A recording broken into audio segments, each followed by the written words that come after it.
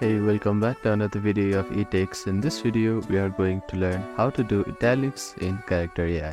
In Character AI, you can use italics in your messages by following standard markdown syntax.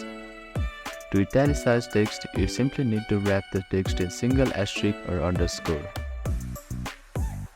Open up a preferred web browser and head over to Character AI and open the conversation. Wrap your text you want to italicize in asterisk. For example,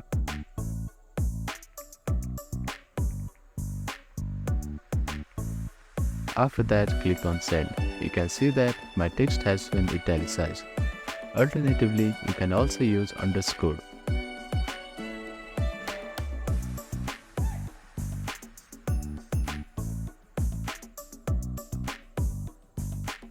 Ensure that there are no spaces between asterisk or underscore and the text you want to format. This method will apply italics formatting to your text while chatting with the AI.